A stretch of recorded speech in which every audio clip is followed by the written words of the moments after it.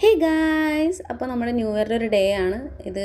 Edit ആക്കാൻ കുറച്ച് late ആയിപ്പോയി, സോറി ഗൈസ്. അപ്പോൾ നമ്മൾ ന്യൂ ഇയർ സെലിബ്രേറ്റ് ചെയ്യാൻ പോയത് മലയാറ്റൂരാണ്.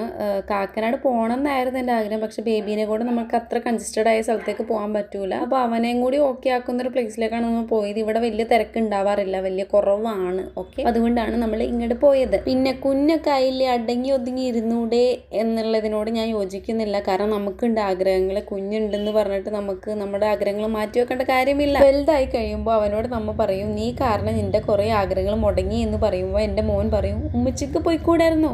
ഞാൻ പറഞ്ഞു പോകണ്ടായിരുന്നു എന്നുള്ളൊരു ചോദ്യം ഉറപ്പായി വരും. കാരണം ഞങ്ങളുടെ ഉമ്മച്ചിടത്ത് ഞങ്ങൾ പറയാറുണ്ട്. എല്ലാവരുടെ കാര്യം എനിക്കറിയില്ല, ഞാൻ എൻ്റെ കാര്യം പറഞ്ഞത് അത് അവിടെ കിട്ടെ. ഇപ്പം നമ്മൾ അപ്പോൾ ഇവിടെ കയറുമ്പോൾ തന്നെ ചെറിയ പിള്ളേർക്കുള്ള ഒരു പാർക്ക് ഉണ്ടായിരുന്നു. പിന്നെ അവിടെ ഉണ്ടായത് നമുക്ക് 120 സെക്കൻഡിൽ തൂങ്ങിക്കിടന്നെങ്കിൽ 1000 രൂപ കിട്ടും. പിന്നെ കുറേ റൈഡ്സ് ഉണ്ടായിരുന്നു. പിന്നെ കസിൻ്റെ ബേബിയൊക്കെ റൈഡിൽ കയറി. പിന്നെ ഞാൻ ഫസ്റ്റ് ടൈമാണ് ബൺമസ്ക ട്രൈ ചെയ്യുന്നത്. അപ്പോൾ അത് കഴിച്ചു. പിന്നെ ഞാൻ ബൈനാക്കുലർ നോക്കിയാണെന്നപ്പോൾ ഒരു ചേട്ടൻ വന്നിട്ട് ചോദിച്ചു, മോളെ ഇതിൽ നല്ലോണം കാണാൻ പറ്റുമോ എന്നൊക്കെ ചോദിച്ചിട്ടുണ്ടായിരുന്നു. ഇത് ഞാൻ ഇൻസ്റ്റഗ്രാമിൽ എൻ്റെ വോയിസ് ഇട്ടിട്ട് ഡബ് ചെയ്തിട്ടൊരു സംഭവം ഇട്ടിട്ടുണ്ട് കേട്ടോ. ജസ്റ്റ് കണ്ടോക്ക്. ചിലവർ പറഞ്ഞു ചിരിച്ചൊരു വഴിയായി, എനിക്കറിയില്ല, ജസ്റ്റ് കണ്ടോക്ക്. പിന്നെ നമ്മൾ വീഡിയോസ് എടുത്തോണ്ട് വന്നപ്പോൾ ആ ബായി ചോദിച്ചു, നിങ്ങൾ യൂട്യൂബർ ആണോ എന്ന് ചോദിച്ചു. അപ്പോൾ ഞാൻ പറഞ്ഞത് യൂട്യൂബർ ആണെന്ന് പറഞ്ഞിട്ട് ഞാൻ മാനു ചാനലൊക്കെ എടുത്ത് കാണിച്ചു കൊടുത്തു. പുള്ളി ഓക്കെ സബ്സ്ക്രൈബ് ചെയ്ത് വീഡിയോസ് കാണാമെന്ന് പറഞ്ഞു. പിന്നെ നമ്മൾ അവിടെ നിന്നിട്ട് എന്തോ പാനിപ്പൂരി പോലത്തെ എന്തൊക്കെയോ ഐറ്റംസ് കഴിച്ചായിരുന്നു. ചാട്ട് മസാലയോ എന്തൊക്കെയോ കഴിച്ചു അവിടെ ഇരുന്നു. ഞാനാണെങ്കിൽ പറയാം നമുക്ക് അതിൽ കയറാം ഇതിൽ കയറാന്നൊക്കെ പറയാണ്. അവിടെ വലിയ വഞ്ചി ഉണ്ടായില്ല, ഞാൻ കയറിയില്ല. കാരണം വലിയ വഞ്ചിയായിരുന്നു, എനിക്ക് നല്ല പേടിയായി. സോ അതിൽ ഞാൻ കയറിയില്ല, എൻ്റെ അനിയത്തിമാർ കയറി. പിന്നെ നമ്മുടെ ഡാൻസിങ് കാറിൽ കയറിയായിരുന്നു കേട്ടോ. പിന്നെ നമ്മുടെ DJ പാർട്ടി 10 മണിയായപ്പോൾ തുടങ്ങി, തുള്ളലും